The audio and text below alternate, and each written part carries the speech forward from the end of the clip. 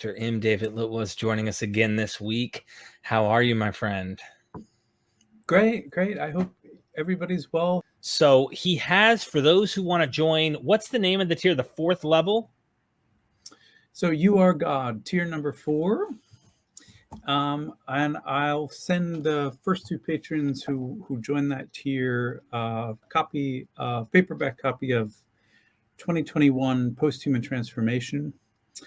And it'll be a quick read, but normally this guy is like $40 even on paperback. So you have a couple sitting around that you're willing to throw out if someone joins the You Are God tier.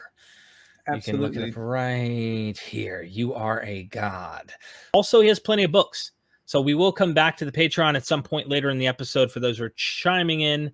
But lots of books. I'm rereading Jesus Deus. I must. It's just, I mean, when you told me to reread it, I went to the chapter on resurrection and I just was like, because it's like you say so much in like you have to pick apart the things you're saying. There's so much in it. And highly recommend this, especially if you're trying to understand, was there a zeitgeist for people who thought this way? Is Christianity completely unique and there's nothing like it in the air? No. This is Greco-Roman. It is there, ladies and gentlemen. Open your eyes. You know, when the apologist wants to say to you, you have no moral standards, you borrow from us, just say to them, my friend, you borrow from the Greco-Romans. It's okay. We borrow from each other. Whoop-de-frickin' do. Anyway, there's my shout out for your books. Anything you'd like to say about your books here? No. I mean, Wendy's borrows from McDonald's too. And probably McDonald's borrows from Wendy's. So we have to be very careful. Oh, man. Anything else about the Patreon before we move into this? I want you to do your opening and we will have some fun. Yeah, so we've got the book Found Christianities. I've got, I don't know, I haven't counted them, but I think it's about 21 episodes. And then for this Nagamati series, which I'm doing, I've got now about 20-ish videos up there.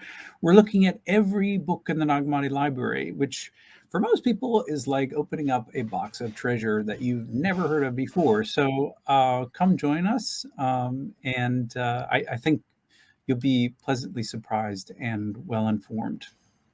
Absolutely. Okay. Now it's your presentation that you're going to give, which is going to take so long.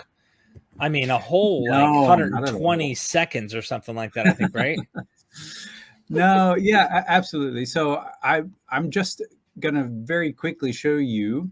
We're going to focus today, hopefully, on Alexandria. Now, I should say I'm happy to receive questions about everything, but Alexandria is like this centerpiece of Christian gnosis. Very famous town, East meets West. Crazy things are happening. Christian speculative theology is born in Alexandria. So where most of this stuff originates that we think of as these esoteric variants, the alternative Christianities are exploding, or at least informed by the theology coming out of Alexandria. And as Walter Bauer said famously back in 1934, one of the reasons we don't know hardly anything about the earliest history of Alexandria is because the Orthodox buried it. And I'm writing a book right now on basically whether that's the case. But just to give you an idea of texts claimed to be written in Alexandria, okay, I've collected a bunch of these, and I've highlighted the ones that I think are the best case scenario. Okay, so when you think of Alexandria, you can think also of these texts, and I make arguments for their Alexandrian provenance in the book. But we have Jude, the letter of Barnabas, to Peter, preaching of Peter. You might not have heard of that one. The Apocalypse of Peter. You also might not have heard of that one. That one's fun. The Gospel according to the Egyptians. I talk about that in Found Christianities. The concept of our great power. This is a fun text, which we'll talk about in the Nag Hammadi series. Exegesis of the soul. The Gospel of Thomas, I think, is Alexandrian. A lot of people think it's Syrian. I think that that's not correct. The authoritative teaching, that's in Nag Hammadi. Second treatise of Great Seth, also in Nag Hammadi.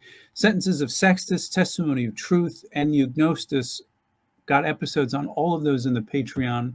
The Wisdom of Jesus Christ. Recently, it's been argued that the Gospel of Truth was first written in Alexandria. The Apocryphon of John, which we just did an episode in Gnostic Informant. The Acts of John, the Proto-Evangelium of James, and the Coptic Apocalypse of Peter. So, and this is only a taste. So when you think of early Christian culture in Alexandria, you know, it's actually not the case that we have nothing. It's simply that these texts are disputed and scholars argue about where they're coming from. But for these texts, there have been arguments made by good scholars that these are Alexandrian texts. One of the things I was wondering is 2 Peter 3, if I could ask, I'd like to ask, and maybe we'll go ahead and come back to you and me, and I'll just show our faces again.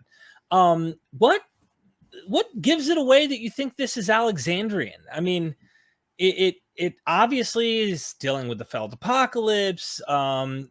Didn't Eusebius himself say this probably wasn't written by Peter? I mean, I think one of the church fathers was like, I don't think Peter wrote this, something like that. But what gives it away that you think it's from Alexandria?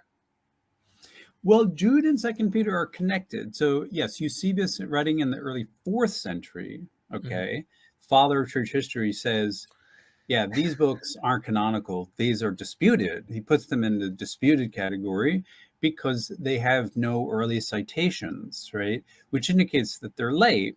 The first person to mention Jude is Clement in Alexandria. The first person to mention 2 Peter is Origen in the 3rd century, also Alexandrian. So we know that the texts are there. Then they're there late. You know, these aren't, you know, cited in the 1st century or even the early 2nd century. They're cited in the late 2nd century and early 3rd century, and we can locate their citations in Alexandria. Now, Jude, yeah, I mean, there's for both Jude and 2 Peter, the case is dependent because, as many of you will know, 2 Peter basically plagiarizes most of Jude. Okay, now in the ancient world, they didn't call it plagiarism, but that entire section of dealing with the opponents, you know, those people who, you know, are given all these terrible, terrible epithets, you know, that they are blemishes in your love feasts, withered trees and clouds without rain. You know, all of that is taken over by the author of 2 Peter. And what we see is the argument for the Alexandrian provenance for 2 Peter really starts with the Apocalypse of Peter. And since I'm not sure how much your viewers know about the Apocalypse of Peter, but the Apocalypse of Peter is the first tour of hell. Okay. And it is basically the first time that Christians write a text somewhat like Dante's Inferno, where they say, here are all the other people being tortured in hell and how they're being tortured in hell. It's a tour, you know, it's that kind of a text, but it's our earliest instance of that text. And because of the Orphic imagery that we find in that text, it's a pretty good sign that it is dependent on traditions in Alexandria. One of the smoking guns here is also how authors treat First Enoch and material from Enoch. Your viewers will know that Jude is the only text to openly quote First Enoch, or the only New Testament text to openly quote First Enoch as scripture. And when you look at, you know, the early cases where are writers quoting First Enoch as scripture, well, the only attestations we have firmly for that is in Alexandria, because Origen does it and the letter of Barnabas does it. And for Barnabas, that's it. I mean, traditionally Barnabas is also Alexandrian, and we can talk about reasons for that too. When you hop over to Tertullian quotes, he wants to quote First Enoch as scripture, but he has to make this argument and saying, like, listen, guys, I know you don't think First Enoch is scripture, but I'm going to tell you that it is, and I'm going to use it. So that tells us that his audience is different, right? Mm-hmm. So in Alexandria, you can pick up a copy of First Enoch in the library and start quoting it as scripture, and people will be like, or Christians will be like, yep, that's scripture. That happens nowhere else. And Jude just picks up First Enoch, quotes it, and says, this is scripture. Now, when you get to Jerome hundreds of years later, Jerome says, I can't believe Jude quoted First Enoch. That's not scripture. Therefore, Right. Jude can't be scripture.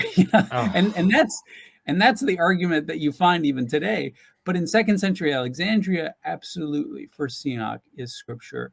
So there is your smoking gun. So we have some questions already. I like to kind of allow people to come in and ask whatever. They can super chat questions and stuff. It keeps us doing what we're doing and get people educated on these topics. Some really interesting questions already coming up. So first things first, our boy Gnostic informant Neil. Shout out to Neil. Go subscribe. You should know by now. He's like my Didymus Thomas, okay? Literally. Hey, Dr. Litwa, do you think Philo of Alexandria plays a role in Christian theology, and why? Absolutely. It's irrefutable that Clement of Alexandria quotes Philo hundreds of times without letting you know that it's Philo, or only sometimes letting you know that it's Philo. Origen of Alexandria takes his entire scriptural allegorical program from Philo of Alexandria. Philo is and remains one of the best allegorizers ever. And this allegorical technique becomes distinctively Alexandrian, although other people use it. The people who become most famous for Christian allegory, both of so-called Old Testament and New Testament, are Clement of Alexandria and Origen of Alexandria. But long before them, it was used by Valentinus, born in Egypt. Basilides, also Alexandrian. It was used by the Nicene preacher, okay, whom I also place in Alexandria, and I'll tell you why. So absolutely, Philo in his library is preserved by Christians in Alexandria. That's why we have it. He's absolutely documentably an influence for early Christian theology. Clip that right there. Robert Herring, good to see you here, my friend. Join Dr. Litwa's Patreon. Well worth it. Thanks, Robert. For real, thank you. It means a lot to me when people treat my guests that way and show that, because you are dropping great insight. So I really appreciate it. Doc Pleuromonad is back, and when he comes, just get your Adderall out or find something that's going to stimulate you so you can answer this question. That's a compliment, so don't take it any way bad. Why does Eusebius avoid Demetrius or his successor Peter, spat with Alexandrian Christianity and Origen? He's even mum on Methodius attacks and has Eustathius exiled.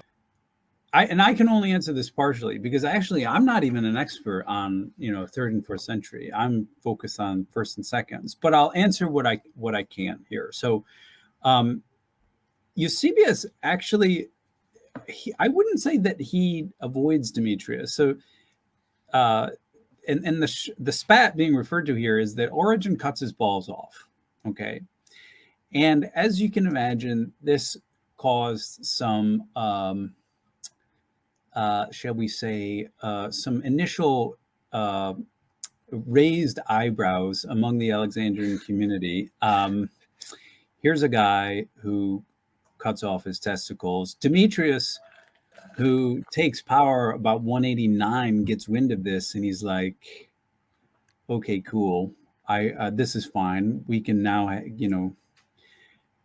we'll feel free to give you women disciples now because we're not worried about anything bad going on. So basically, though, 20 years later, Origen gets ordained in Palestine, and Demetrius blows a fuse because he considers Origen his little pawn in Alexandria.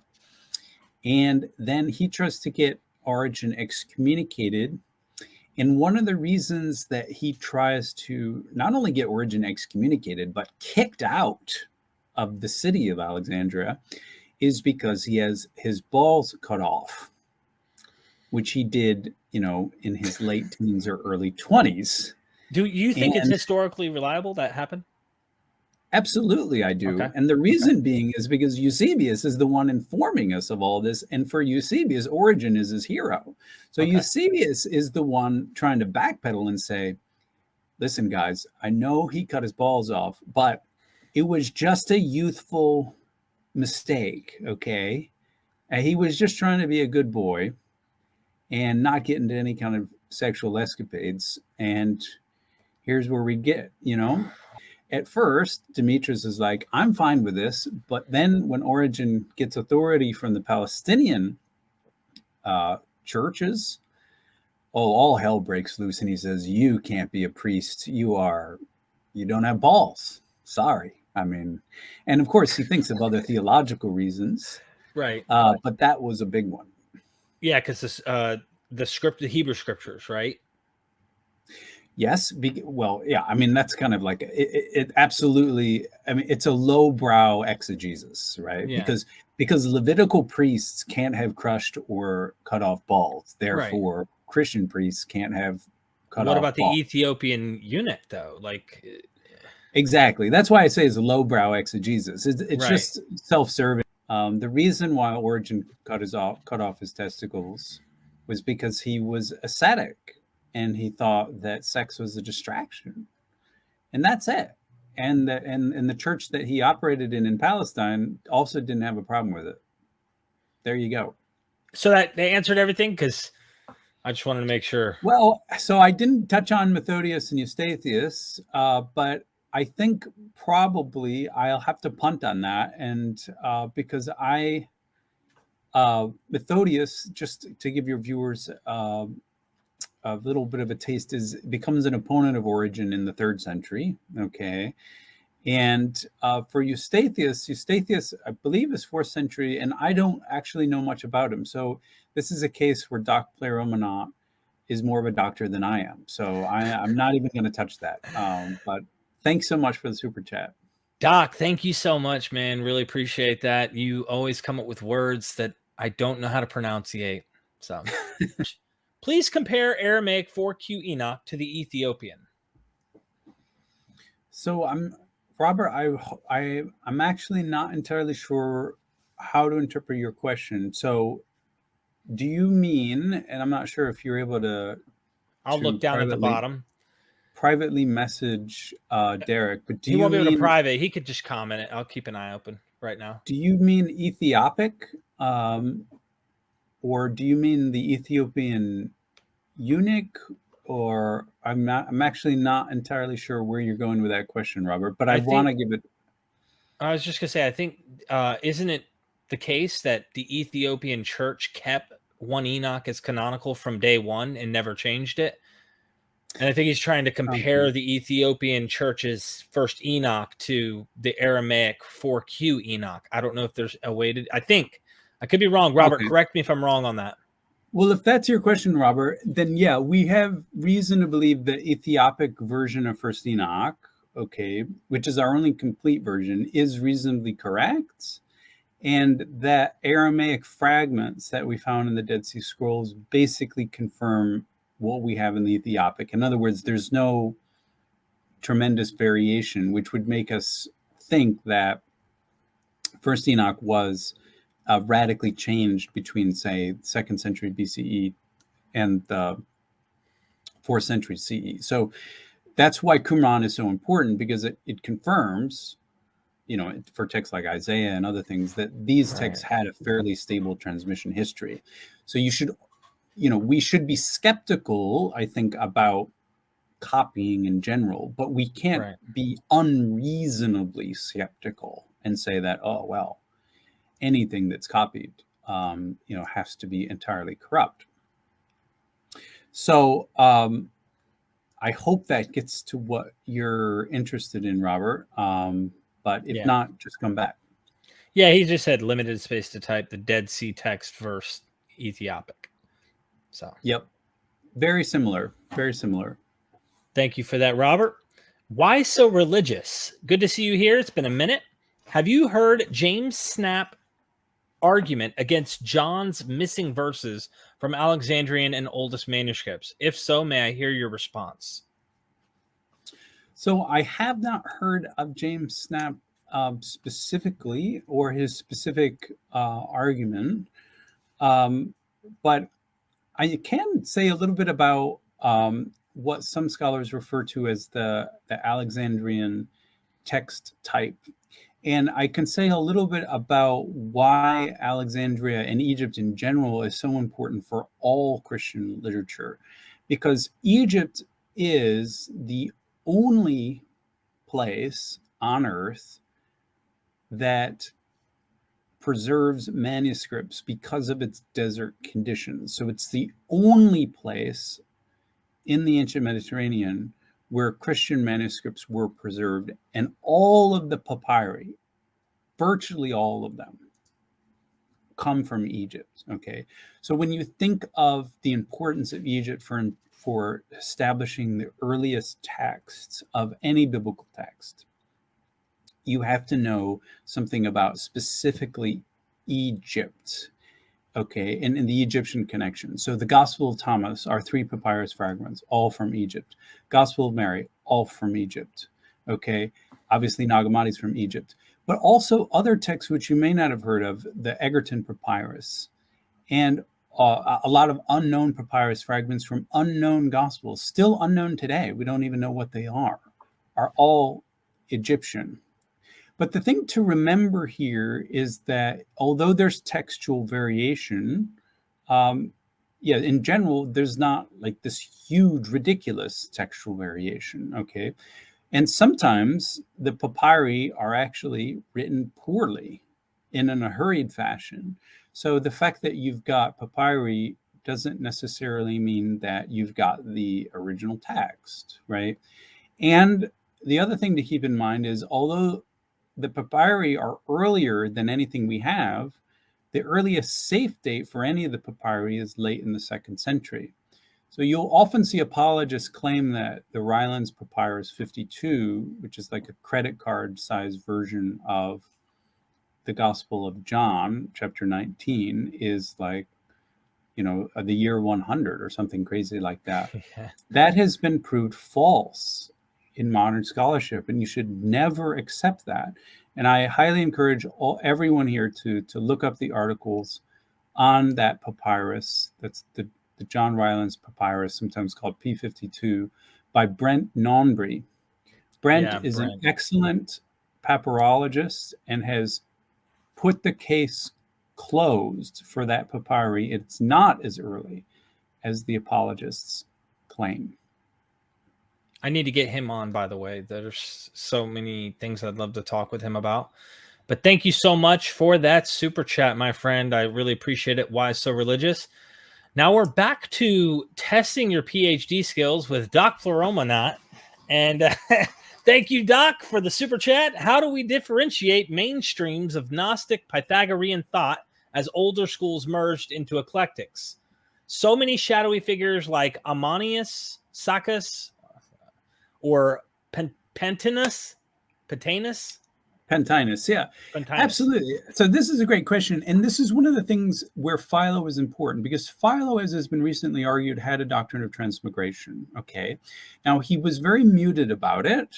Okay. But he had it. And the earliest Christians were highly open to Neo-Pythagorean ideas. They believed in God as a monad which split into a dyad, and then became a decad. Okay, all of this is Neo-Pythagorean mathematics. A lot of this is distinctly Alexandrian. The doctrine of transmigration is distinctly Alexandrian. The only 2 Christian theologians to have a strong, vibrant doctrine of transmigration, which is the same thing as reincarnation, is Basilides and Carpocrates. I've just finished a book on Carpocrates. absolutely brilliant guys. And again, the earliest speculative theologians. There's a quote of Valentinus that, what's available in public books is also available to the Church of God. So this is a ecclesial circle. This is a group of Christians who are radically open to ideas in the air, and Pythagorean and Neo-Pythagorean math and metaphysics was high on the list of the latest and greatest of theology in the 2nd century.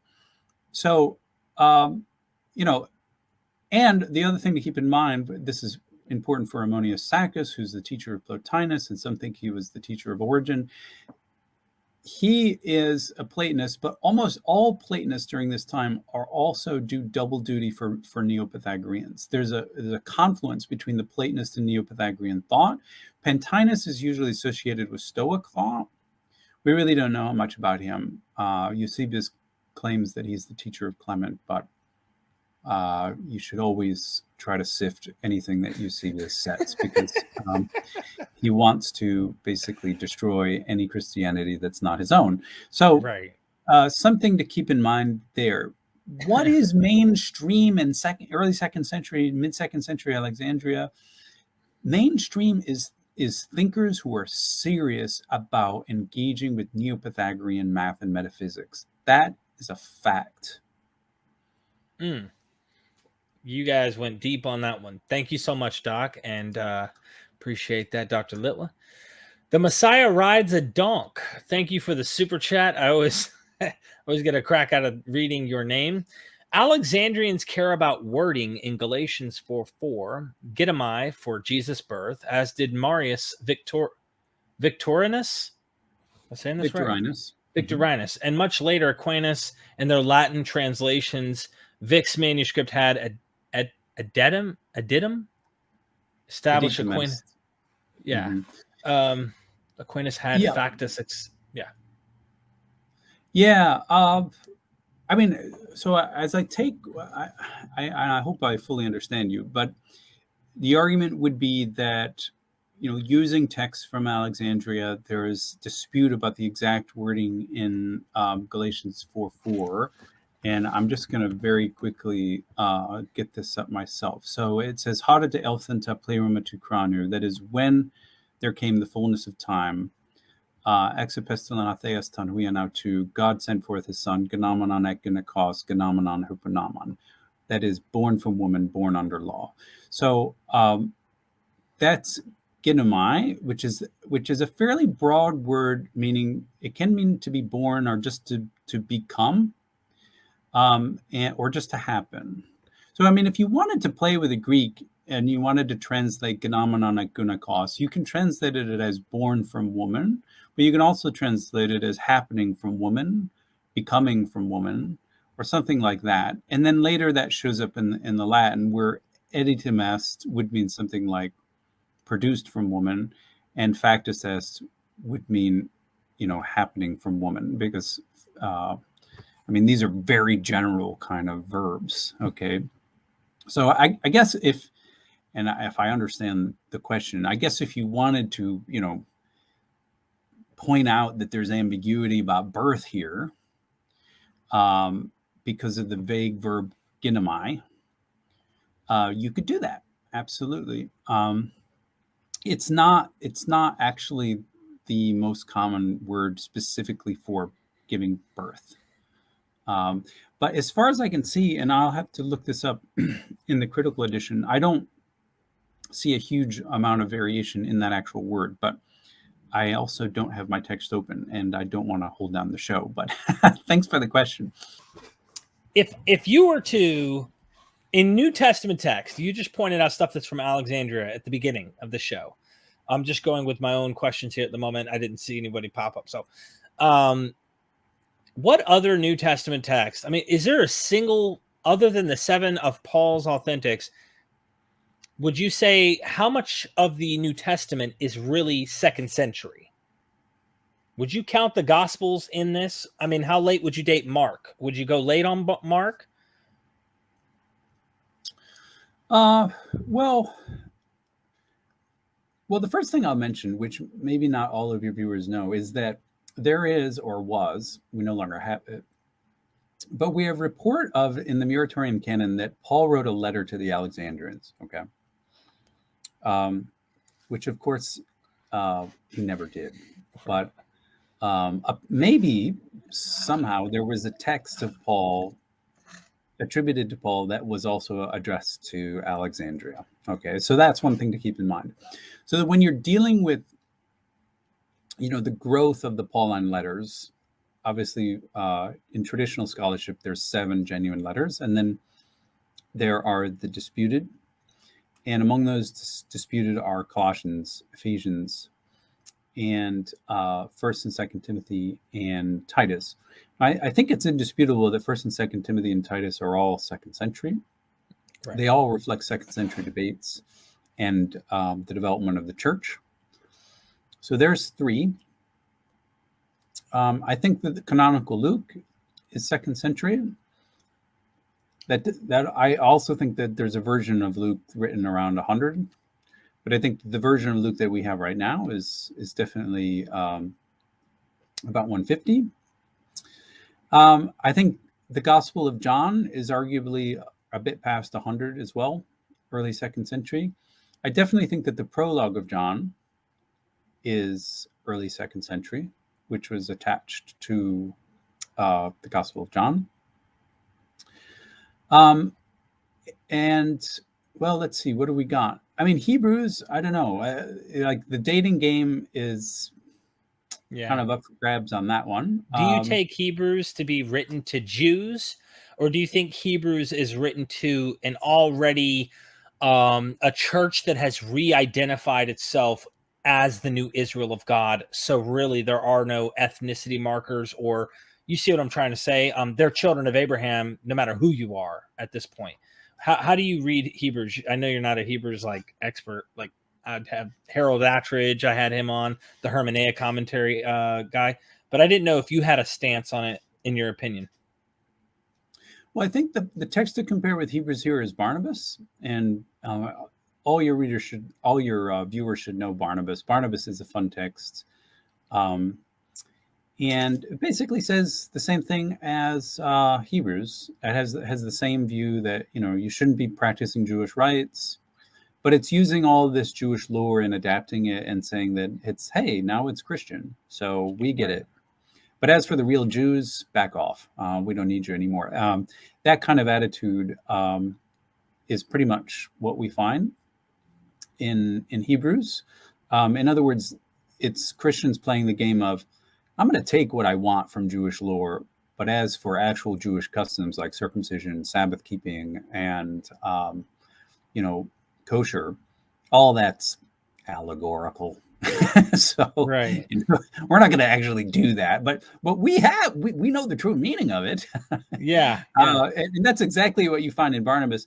And everybody, I think, most everybody is very happy. This is the hypocrisy of Christian dating schemes, right?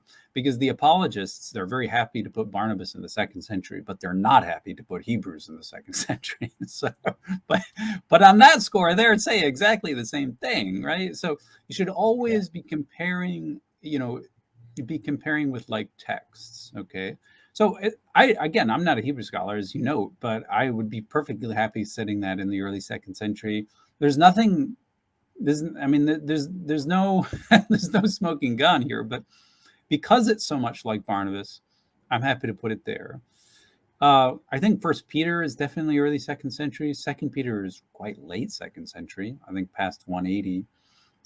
It's the latest of all letters. And Jude, of course, would be early to mid 2nd century, and that's pretty much where, What do you put James somewhere? James?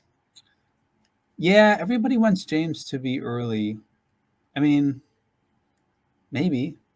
The fact is, when you're dealing with a pseudepigraphon, that is a letter written under a false name, and you have a Greco-Roman culture that's highly into imitation, a 2nd century writer who wants to imitate what a 1st century Jew might say, well, they could do that and sound very plausible to us.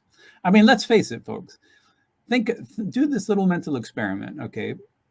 Say that 2,000 years from now, someone wants to, determine whether an undated letter that somebody wrote is from the 20th or the 21st century. And what are their criteria? Well, I mean, we have a highly documented society, and the way that let's say the materials are fragmentary, that would be a whole nother issue, right? Fragmentary, and they don't mention any political events. It's just a letter to your mother. It's like, hi, Mom, today I brushed my teeth and had corned beef. And is this from the 20th or 21st century? I mean, this is what we're up against. Okay, so making razor sharp determinations of dating, first of all, your viewers should know that that's never possible.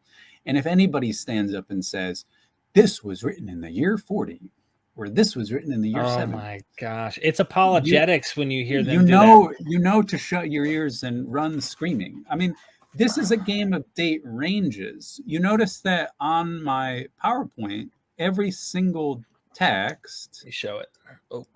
Every single text on the PowerPoint has a date range, not an exact date.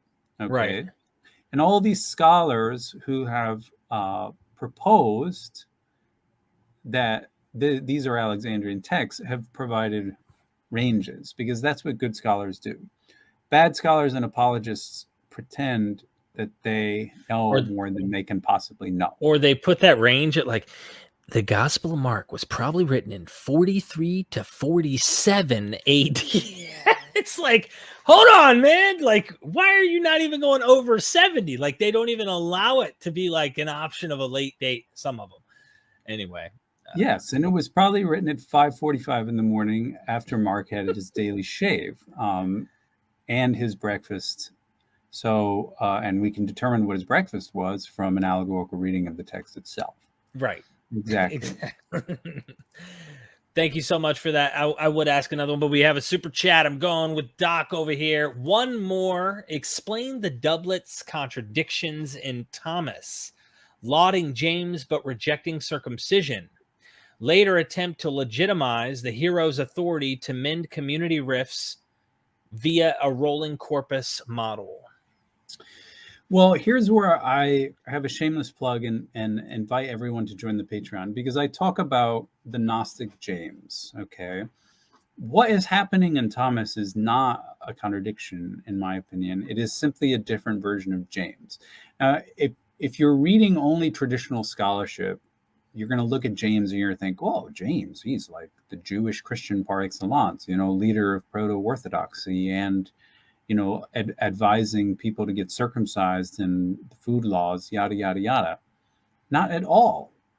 There are different versions of James, okay? And one is the Gnostic James. And that Gnostic James rejects circumcision, as he should. Mm-hmm. And that James is the one for whom heaven and earth came into being. That James is the James of the first and second Apocalypse of James in Nag Hammadi. There's also an Apocryphon of James in Nag Hammadi, and in each case, that James is a Gnostic knower and passer on of secret information. And that's the James that Thomas is appealing to. It isn't the James saying, all right, guys, we got to be circumcised, bring out the knife. No, it doesn't even mention that, because that's not the real James. The false James is the one sending and envoys to Antioch and telling everybody, all right, guys, you got to have table fellowship rules, and you Gentiles, get that piece of flesh cut off from your penis, and because that's the true way, right? And don't eat, meat with the blood, okay? No, that's not James. Not at all. Not at all. Is there an attempt to legitimize this hero's authority? Absolutely, but depends on which James you're trying to authorize, because there's different versions of James, just like there's different versions of Peter, just like there's different versions of Paul. And for the rolling corpus model, which is really a Platonics model, I would only accept that to a limited extent. I don't think we can really pontificate about, exactly when a particular saying was written. Like, say, this saying was written in 50, this saying was written in 70, this saying was written in 120. I don't think we can do that, just because I know how scholarship works, and that's a guessing game. And sometimes the guessing is educated, and sometimes it's speculation. So what we've got in the Gospel of Thomas, the Coptic version, is something written around, finished up about 130 or 140. And then from that, we can start to make solid conclusions. I do want to get a quick question. I hope my super chatters don't mind, but Lauren Jones, you come in all the time, and I saw this before we ended up getting the super chats, and I really wanted to ask her question. Does Dr. Litwood think that the letter to Philemon was a direct reference to Ovid's Philemon and Bacchus? They both focus on the importance of hospitality. That's definitely an interesting connection. I mean, the issue is that Philemon, or Philemon, if you prefer, is a fairly common name, and it's not quite as common as John, but it's probably, for the ancient terms, it's probably about as common as Robert is today. So yeah, you wouldn't need to make a reference to Ovid. I know in mimesis criticism, sometimes that, you're reaching out very, very, eagerly for a Greco-Roman parallel, but I think the letter to Philemon really is just basically best read as a historical text about a Christian slave owner.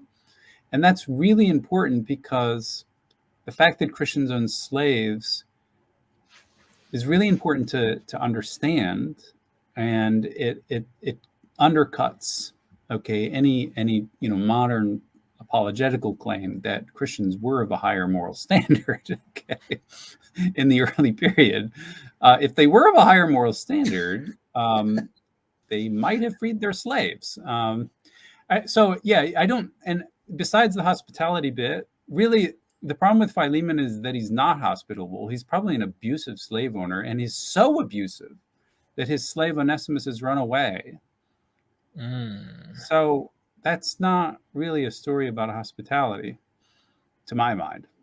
But it's an excellent question, and I love thinking in terms of the wider Greco-Roman world. I really commend that. Thank you, Lauren, for that question. Scott Duke in the house. Good to see you, my friend. Thanks for having Dr. Litwood on. Very fascinating. Thanks, Scott. Thank you. Thank you. Stay around, because he's going to transfigure in front of us, but we can't go and tell anybody about it once we see it. So he told me, don't even ask about a tabernacle. Don't even ask. So I'm not going to ask. I promise. I think. Alejandro Larco, thank you so much for the super chat. Doctor, I felt like 2 Timothy, it's like a goodbye letter, the kind of one you send when you know you're going to die. Too much imagination? Not at all. That letter fits a very strict genre called the Last Will and Testament genre. And anybody who is not going to die can write a letter pretending to be from someone who thinks he's going to die. And it's sort of like, someone writing a drama for like a TV series on, like, suspenseful trials, and courtroom trials. Anybody in the ancient world can be trained rhetorically to write a letter that imitates somebody who is in prison on death row waiting to die. And that's the image of Paul that you get in 2 Timothy. It is completely fake, because we don't really know how Paul died. I mean, he might have been hit by a carriage for all we know, or some horse hit him with a hoof and he never made it to Spain, and I mean, really, we have nothing, absolutely nothing. So don't be confused even by later church tradition, which has him crucified in Rome or whatever. Or no, sorry, his head gets cut off. Yeah. Okay. Sorry. Or the gospel. We don't, isn't there the saying that he died from, like, noble women were leaving and not sleeping with their husbands anymore? And the guy's like, nah, we're going to have to take him out for that one. Well, Yeah, so that happens again and again in like the Acts of the Apostles literature. Absolutely. Um, but I think one of the reasons this question is really good is because, good historical fiction brings a tear to my eye, and Second Timothy still to this very day brings a tear to my eye, where Paul's like, I'm going into the lion's mouth, pray for me, bring me the parchments, bring me that cloak I left, winter's coming, I'm cold. For someone reading this, like, they're like, wow, this must be from the real Paul. Look at this. Look at how detailed this information is. And the poor guy, he's going to die. I mean, I feel like a tear forming here, Yeah. But this is so standard. If you just read a little bit more broadly, you get to see that in terms of Greco-Roman rhetoric, they're imitating this last will and testament style all the time. Okay, here's a letter. I mean, funny, Lucian of Samosata writes of letters from dead people. No way. But of course, it's fiction, So I mean, it's all in good. It's all good. It's all good fun as long as you realize what's going on. But if you're sort of like, well, I really believe the historical Paul must have wrote this, it just shows that you've got to read a bit more widely here, folks, in terms of the genre. Well put. Well put. Thank you for that, Alejandro. And Dan Jacobs, anyone who joins his Patreon on the You Are a God tier, which is right here, you'll get, I'll let Dr. Litwis show you. I've got 2 copies of this. It's the paperback of Post-Human Transformation. And if you ask for it and you join tier 4, I'll be glad to send it to you. Just keep in mind, I'm in Australia, so it will get to you. And I've only got 2 copies, but they're yours if you want them.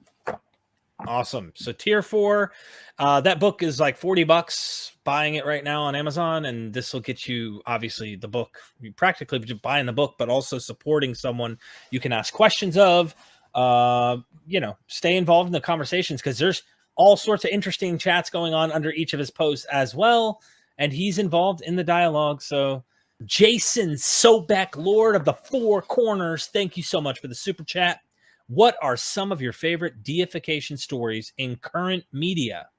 My favorite are the Spawn comics, Ghost in the Shell, and Lego Movie. Oh, well, thank you so much, Jason. I'm petrified by this question because it will show my vast ignorance of popular pop culture.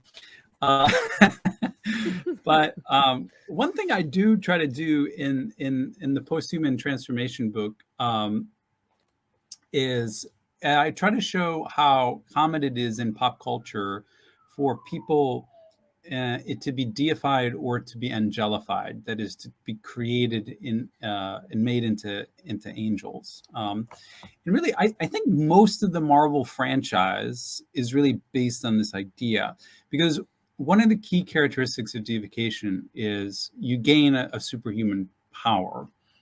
Now, normally, in order to get into full godhead, you have to live forever. Okay, so unfortunately, Iron Man is mortal. But in terms of and others are mortal, of course. But there's even a Marvel character called Angel, which I talk about here. But the idea is that gaining a superhuman power is already thinking very much in terms of ancient deification. Okay, and we love in modern culture, we love hearing stories about people who have these superhuman powers and their adventures. I mean, you can be a Spider-Man fan, the Hulk, I'd even throw in Batman there, although that's a greatly disputed case. But Wonder Woman, obviously, all these characters, and there's so many now. There's so many on the silver screen. Much more than I, am even able to keep up with. Okay, right. Me too. This idea of enhancing human nature so that it graduates out of human nature, and what will that mean for us as people and as a society? what is your obligation? What is Spider-Man's obligation now that he has superpowers? Well, his dying uncle tells him, use it wisely, basically. To those with great powers, much is expected. And that is also a very ancient trope where, Hercules has superpowers, and he sins, and in order to pay off his sin, he benefits the community, and he starts taking care of the weak and the poor, and he's a superhero for people, for normal people. And that's just an idea that has intrigued, I think, Western culture for millennia. And it's an idea that we see repeated over and over and over again in drama and silver screen. And I can't speak for the recent Lego stuff, but it's everywhere. Appreciate that. DJ Frank, good to see you here again. It's been a minute. Please excuse novice question.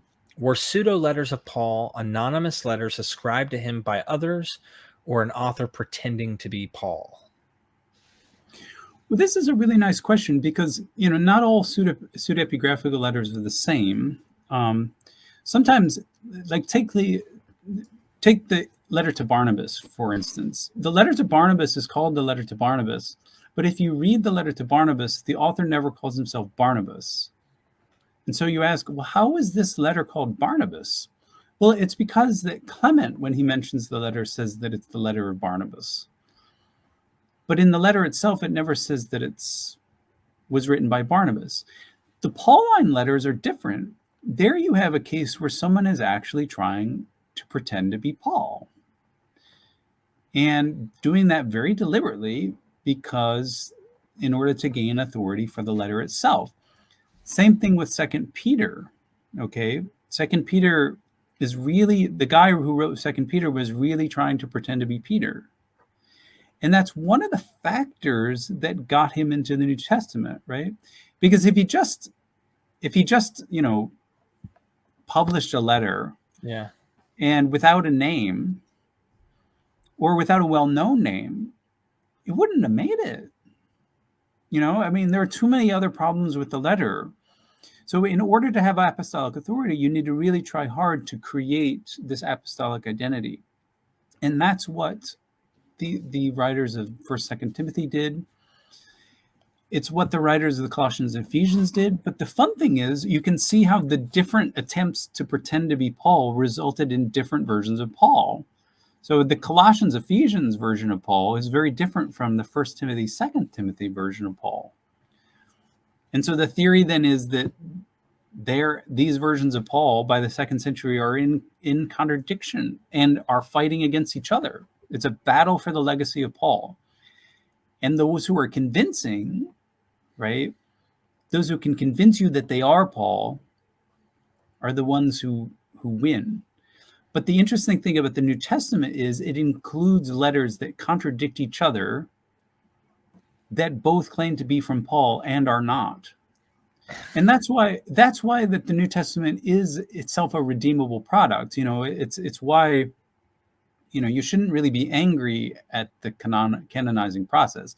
Yes, the canonizing process excluded a bunch of texts, but it's broad enough to include texts that contradict each other.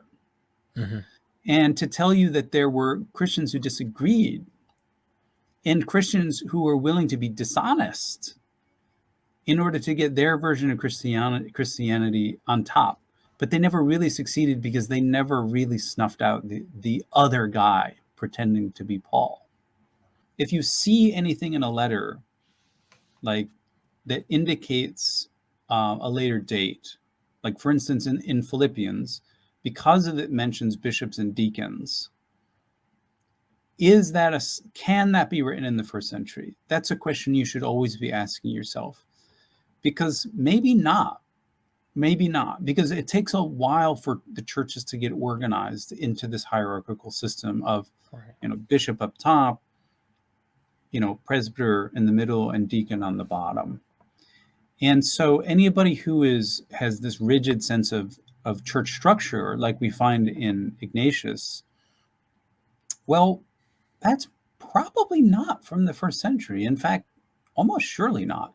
And that was the real smoking gun for First Timothy. First Timothy 3 is like, okay, you want to be bishop? Here's what you need to do. And boy, I mean, nothing remotely corresponds to the situation anywhere in the first century. So there you go. Do you think Paul's real name was Saul? I felt like it was a literary thing, because in Acts is the only place you find it, and it's highly suspect in the context that I see a mimetic connection to the Hebrew text where Paul's converting and hears Jesus literally repeating the phrase, Saul, Saul, why do you persecute me? Which is the same phrase David said to Saul, why do you pursue me? So he's like, Saul, Saul, why do you pursue me? It's the same literary thing. So I'm wondering if Saul is like a fictional title given to Paul in Acts of the Apostles. So I didn't know if you took a stance on that anyway. Well, when you're determining what looks suspicious, you have to ask the question, cui bono, that is, who benefits? Does this make Paul look better or worse? And the general tendency of Acts is to try to make Paul look better, right? So Acts wants to make Paul into a Roman citizen. Is that likely? In my opinion, no, not at all. A million miles away. No, this guy's not a Roman citizen. He gets his ass whooped. I mean, multiple times. He gets dragged into court, thrown into prison. This is not how Romans treat a Roman citizen. And the author of Acts has to sort of like backpedal and explain why this is happening later on when Paul gets arrested. And he has to tell, the Roman soldier, hey, guess what? I'm a Roman citizen. You got to lay hands off me. But all that seems very, very concocted and fictional. But if Paul is a Roman citizen, then he looks more like a hero. For Saul, I don't think that makes Paul look like a hero. You may have heard that Saulin as a verb in Greek. And so if Paul was really called Saul, and the Greeks, what the Greeks heard from Saul was something negative, then probably that's not to Paul's benefit. And it's very clear that he suppressed that name in his actual letters. Oh my gosh. Okay, Game of Thrones it is. All right. Bradford Baldwin, thank you for the super chat. And this will be our last super chat, and I'm going to let Dr. Litwa go. We went a little past the hour. I literally didn't even pay attention to the time, Dr. Litwa, so forgive me on that. That's okay. Are there any writings from Paul that didn't make it into the canon Bible, either at the time of canonization or found later? Thank you for the 20, my friend. Yeah, thanks for the question. Yeah, I mean, so I want to give just a little bit of background here because, for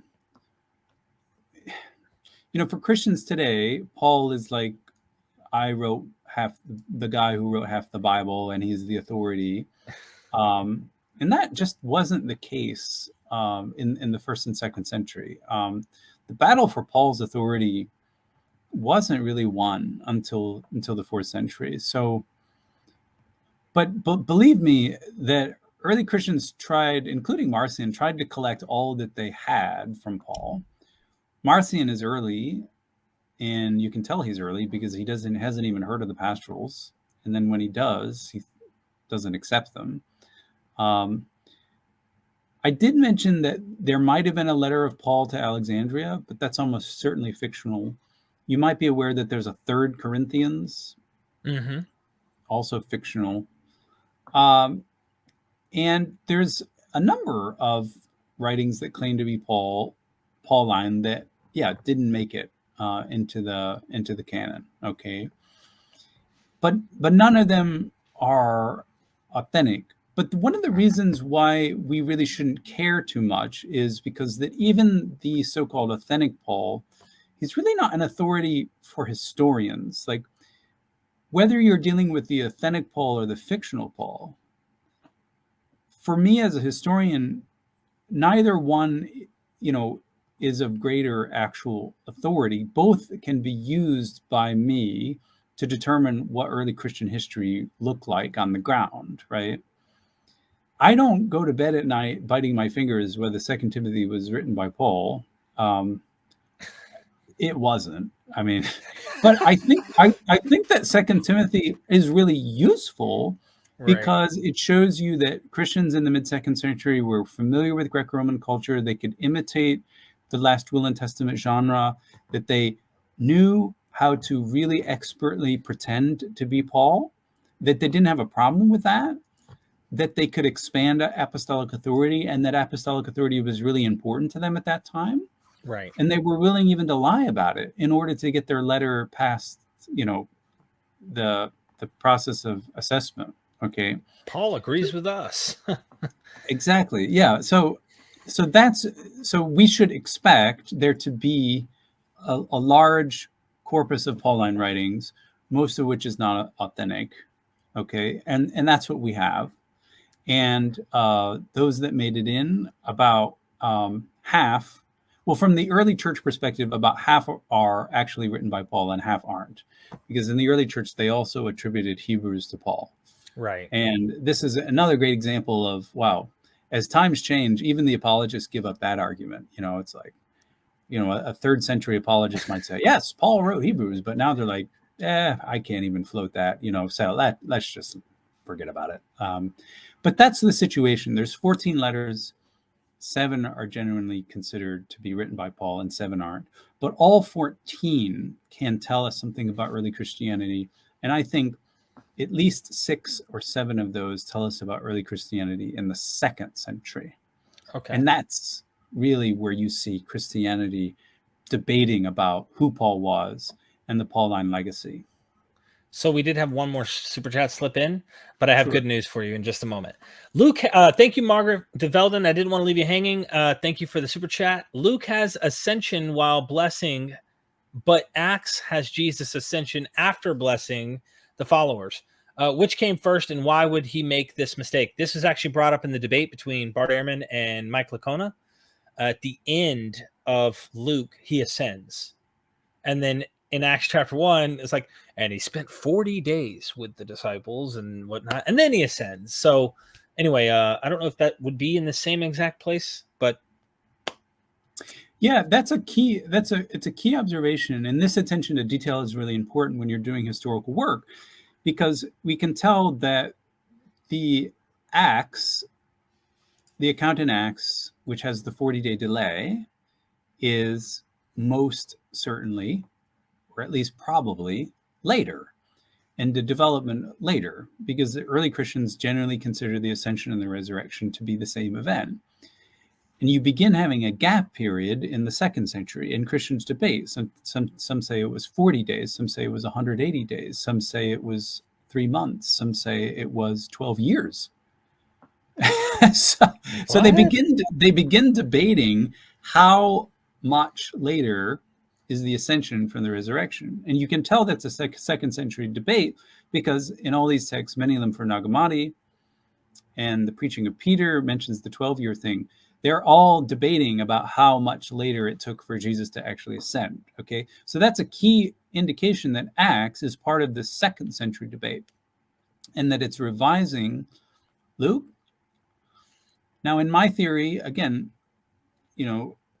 the author of Luke is late, and the first edition of Luke is probably about 100, and he has Jesus ascend very quickly. You'd never, if you just had Luke, you'd never think 40 days. I mean, that's ridiculous. No, he dies, he's resurrected, you see him in Emmaus, and then he appears back in Jerusalem, supposedly as a body, but he can actually teleport. And then the very next scene, bada bing, bada boom, he's raising his hands and floating up to the sky. Okay. And then, the so-called sequel is like, well, actually all this happened 40 days later. But right. That sequel tells you that Christians were thinking about this, right? And that they had to change the story, and that whoever wrote Acts wasn't willing to change everything in Luke to fit what he actually believed.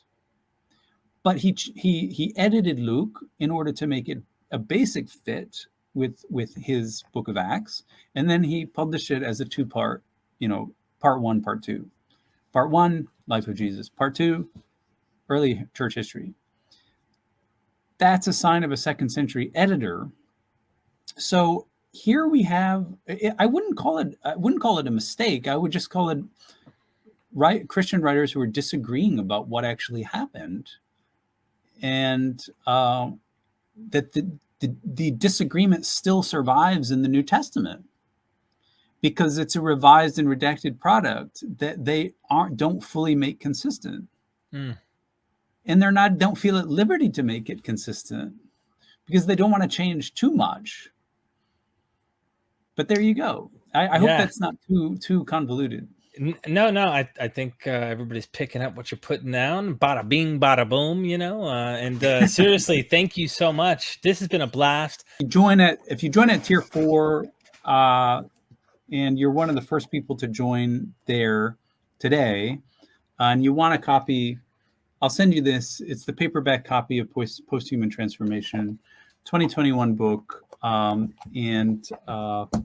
Do you have, let me ask you this, if some other people, let's say they're late to the party, and they're like, you know what, I want to join, but I want a book, but dang it, you only have 2 copies of that book. Do you have any other books possibly on your shelf? Absolutely.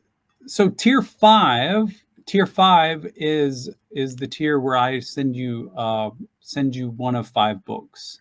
It's the 5 most recent books that I have. So I can send you The Evil Creator. I can send you gotta get that one. I've got Hermetica 2.